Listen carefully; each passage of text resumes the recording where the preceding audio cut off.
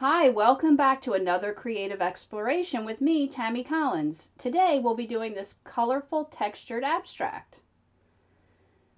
So I'm just going to take some Mod Podge and use some tissue paper and stick it down onto my paper. This is just a 140-pound paper. It's the Master's Choice or Master's Touch brand, which I believe is the Hobby Lobby in-house brand. Because I'm just doing some experiments here. It's decent paper, but it's what I have on hand, so that's what we're going to use. It's 140-pound paper, and I'm just putting some Mod Podge on there. I do add a little bit of water just to. I think Mod Podge is very thick, and it should be, but for this application, I need to thin it out just a hair. So when I put down the tissue paper, yes, I've crinkled it, but I also kind of make larger wrinkles when I adhere it down. Not sure if that's making complete sense, but I put the Mod Podge on and I gently put the paper in it, and then I kind of ever so slightly move it with my hands so that it gets bigger wrinkles in it. So you can see here I'm just gently putting it down and just kind of pushing it. And so you see I get bigger wrinkles in there than what I had from just wrinkling it into a ball. So I come back with a paper towel and I just sort of burnish it, if you will. I'm pushing it down, making sure it's adhered, checking all my edges, making sure I've got it down good. It's because it's tissue paper, it gets a little sticky, so that's why I use the tissue paper or the paper towel. I always try to crease or slice the edge of the tape that I put down. Otherwise, when it dries, it will be extremely difficult to rip it off, and it will most likely rip your piece. So I take a few minutes. It's a little bit a challenge to do this with a knife, but if you play around with it, you'll figure out a way to get it. You just want to get a slice in there by the tape so that it's already creased and ready to rip. So now I'm just taking my Tombow and I'm just adding some color, and I'm using my wet brush to turn the marker into a watercolor quality. I'm basically putting the pigment on the paper with the Tombow marker, and then I'm coming back and activating it because it's a water-based marker with water, and that allows it to become like a watercolor product. I am currently in the process of moving over to a studio, so I have very limited supplies with me right now. And so this is what I have. They're kind of my thing at the moment, and we all sort of fall into those traps of loving a certain product and then just pushing the limits of it and what can it do and where can it go. So that's where I'm at right now with the Tombow. You could do this with watercolor. You could do this with acrylic paints. Whatever you choose to do it with would work. Water-based is going to work with, obviously, with water. You could even use alcohol, and then instead of using the water to move it around, you could use alcohol.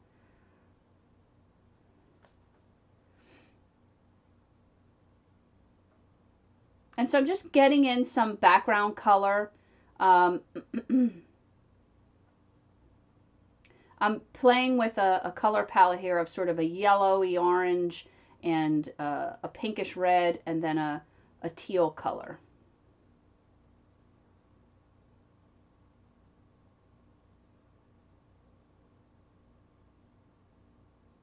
So if you're returning and back to watch more of what I'm doing, I thank you so much. I'm so glad you're here. I hope you're enjoying what I'm doing and finding inspiration. If you're new, welcome. Be sure to like and subscribe.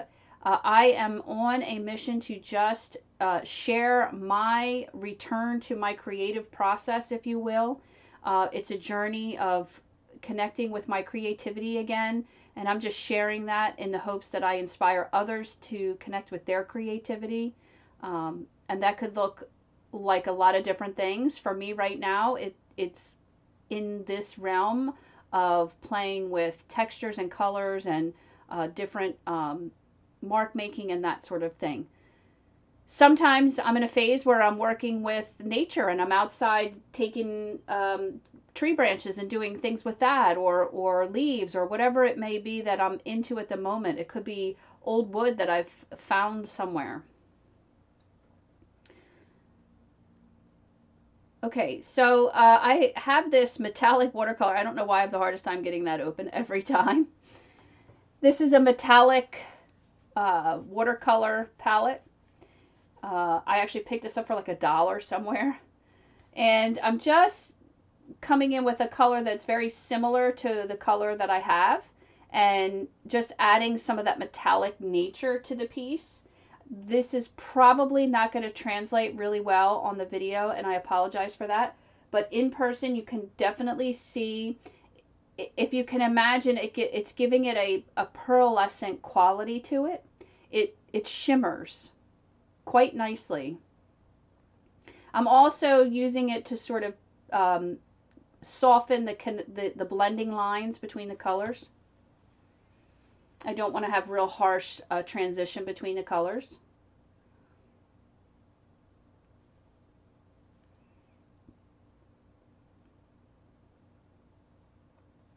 I've been doing a lot of things with tissue paper lately. I really love it. I love playing with it. I just love everything about it. But we'll move on to a different medium as soon as I move over to the studio and can have a little bit more room to spread out. If you don't know, I'm in literally a tiny house. I live in 300 square feet. And this area that you're seeing in the camera is about 2 feet by 2.5 feet. And it's literally all I have to use for my working space. So as you can imagine, it's extremely cramped. It's also very challenging to get products out and get things out. And, you know, I forget what I have because I can't see everything. So I'm really looking forward to putting my previous interior design skills to work and combining that and really making the studio of my dreams. So don't worry, I'll share all of that journey with you. It's really helpful to have the experience as an interior designer for that project, let me tell you. I can't imagine how someone that doesn't have any experience with that would plan their studio.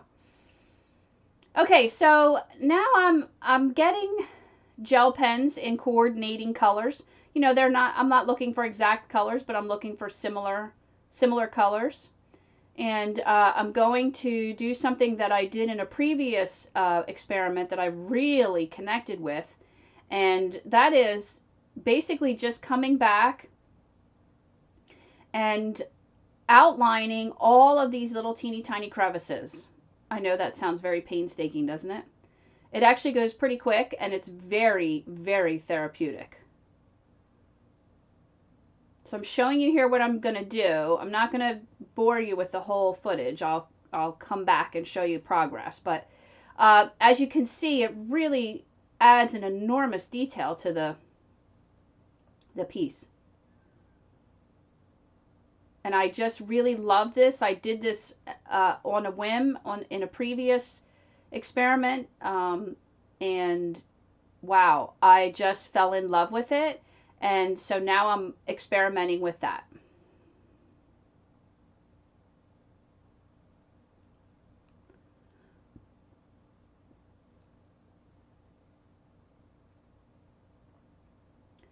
So I'm kind of doing a tone on tone. I'm doing a blue on this sort of teal color that I did. And you can see how that bottom right corner is really just starting to pop out. It almost acts like a shadow, if you will, and it really highlights the sort of the nooks and the crannies, and it pushes forward all of the high points. So now I'm doing the pink on the pink.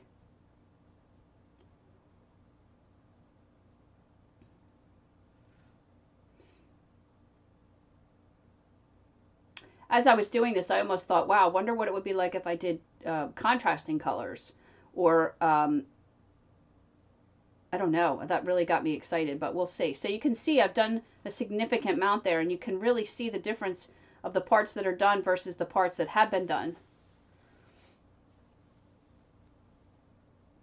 It's a subtle detail, but boy, does it really make the piece pop.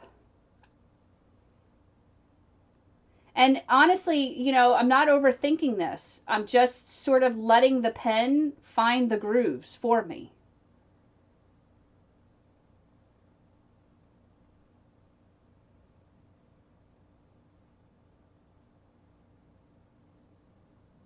Wherever there's a little wrinkle in the tissue paper that I applied, I'm just letting the pen find those edges and just run the ink right along it.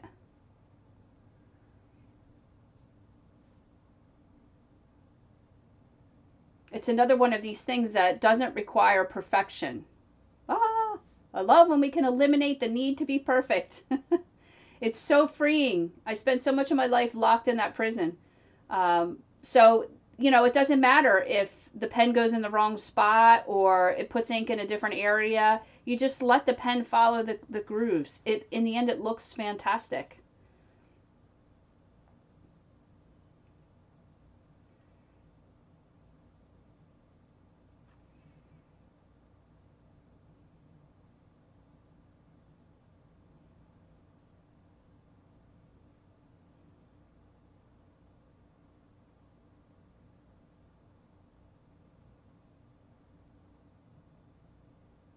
Now I ended up not using the yellow pen here on the yellow. It just didn't really work. And so I'm using an orange gel pen. And by the way, these are just the Pilot colored gel pens. And I think those other two are Paper Mate, Paper Joy, or Joy Mate, or whatever that's called. The orange worked really well on this yellow, as opposed to the yellow just didn't, it was too similar. It wasn't powerful enough of a color. So there you can see I've done all of the areas. It's a little close up of what it looks like. And so now I'm taking some white gesso and I'm just using some bubble wrap as, you know, sort of a stencil technique. I just want to put some white on here and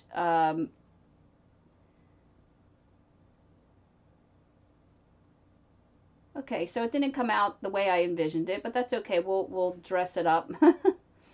I'm just going to use it now to create basically the outline of the circles, if you will, and then I'll come back and I'll add a little gesso to it and make that.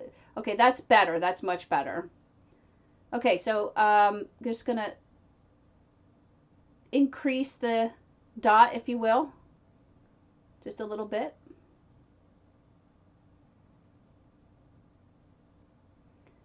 This is sort of like combining a mark making with a stencil, if you will, or a stamp. Really, I guess it's not really a stencil, but you know, the bubble wrap acts like a stamp, and so I'm just using it as a guide for my mark making is what's happening.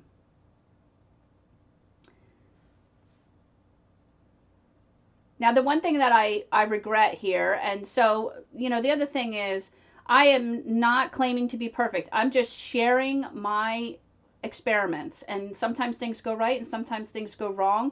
And I'm just sharing.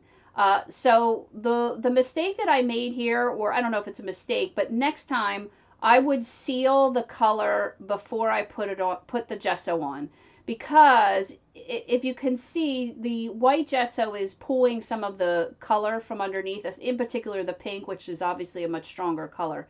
It's pulling some of that pink and turning the white into a pink dot, if you will.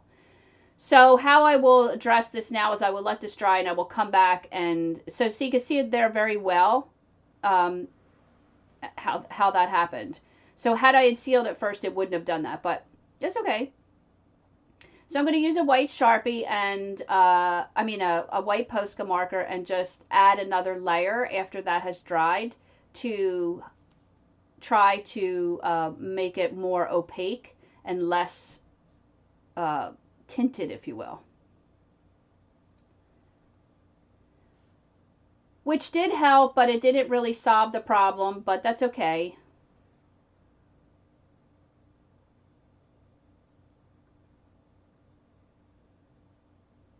My whole purpose with this piece was to just experiment. That, like I said, the outlining of the nooks and crannies happened in a previous piece, and I got really inspired by that, so I'm exploring that concept more. So this is really just an experiment of doing that again and playing with it. I have no idea what I want to create or what is happening here. I'm just playing with some colors I love and a technique that I love, and I'm adding in some other techniques that I like and just creating something.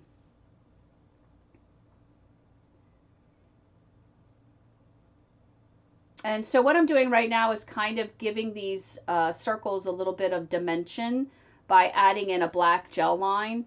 I kind of got carried away with this, and I'm not sure how I feel about it in the end. I kind of wish I would have just left them alone instead of taking it to another step.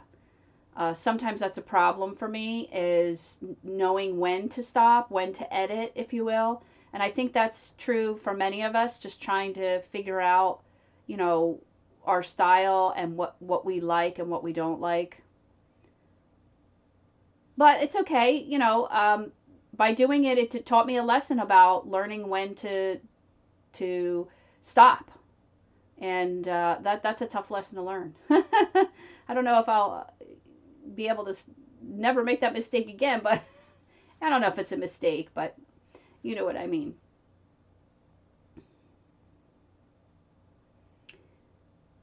So if you don't know, at the end of the video, I show you the colors that I use in case you want to replicate this. I also have a color swatch made from this piece. If you're inspired by these colors and you want to replicate it, I have a color swatch that you can have. It's a free, free thing for you. You just have to simply let me know in the comments that you want it. And then in the description, there's a link called Your Creativity Matters.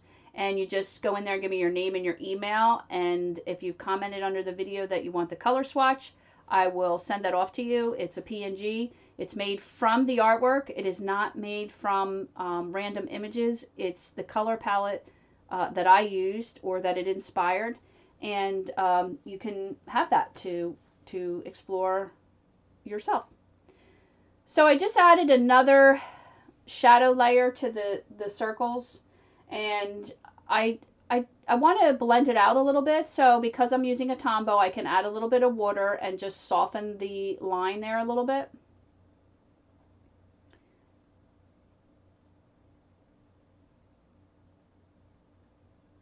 You know, I don't know how I feel about these, but it's okay.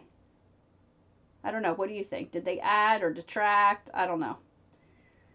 I like the composition of them. I like that they were white. I'm not sure how I feel about them with the shadow. So now what I'm doing is I'm taking a Tombow in a darker complementary color, or no, not complementary. It's a coordinating color. So it's the same. It is the same tone, or in other words, this is a darker shade of this turquoise color, if you will. And I'm just hitting some of the high points with the marker.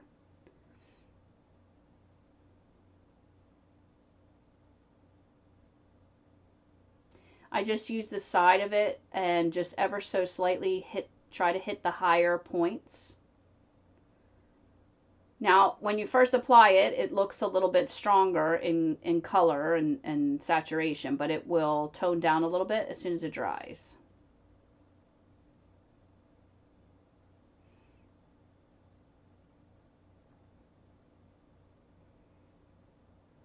So now what's happening is we have the base color, we have some pearlized or metallic watercolor on there, and now I'm coming in with a darker color. And so there's a lot of dimension in the textural background, if you will.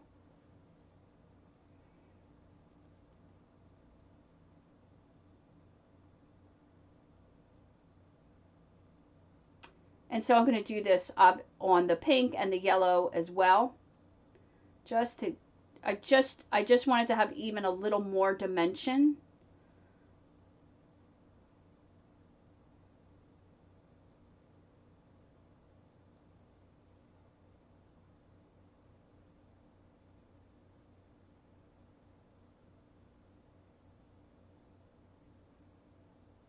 I'm in love with this process of this texture, and then using the ink to accentuate the nooks and crannies. I'm just loving it. I just, in my mind, I see this done on a very large piece. I can't even imagine. Will take forever. It's just so interesting. I don't know how well it translates in video, but in person, it just sucks you right in, and you're you're lost in looking at all the details. Okay, so I'm using my non-dominant hand, and I'm just adding in some, I love to call these lines electricity. I'm sorry, I have a chicken at the door. It's a rooster. It's not supposed to be a rooster. We thought it was a girl. We named her Pinky. We went with the Happy Days theme of names, and we have Laverne and Shirley and Pinky Tuscadero, which is kind of ironic because now the rooster has really sort of that, rough, tumble personality. So it's ironically, it's kind of fitting. But anyway, so I'm adding in these electricity lines. I love these. Same thing here. I added some more detail to these that I almost thought, I should have just left these alone. So the lesson here that I learned is I took everything a hair too far.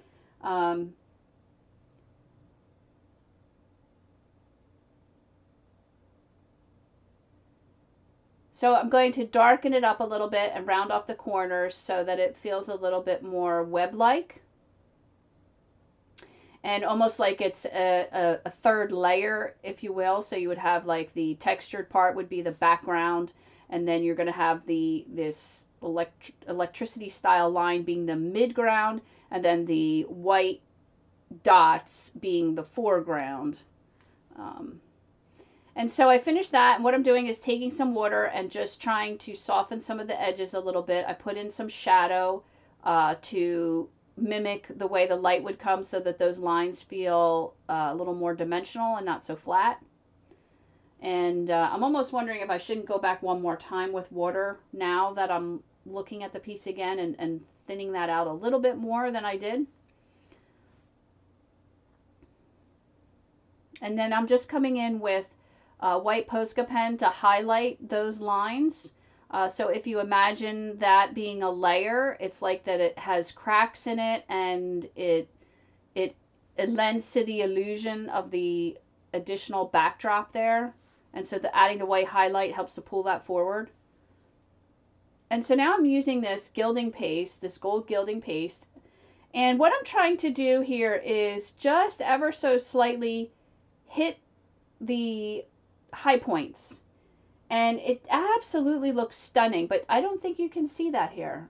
I wonder if there's a way for me to really, when I'm working with metallics, how to get that to show up better on video. I'll have to investigate that. But it really looks amazing in person. There's this beautiful pearlescent aspect to the metallic watercolors, and then it's the high points are just hit with gold. And so the whole thing just shimmers. And so I'm adding, here's all the colors that I used. We used 835 persimmon, 985 chrome yellow, 379 jade green, and 25 lamp black, and 79 gray, and 55 gray, 685 deep magenta, 407, and 947. And there's a peek at your color swatch if you would like it. Thanks for watching. I hope to see you next time.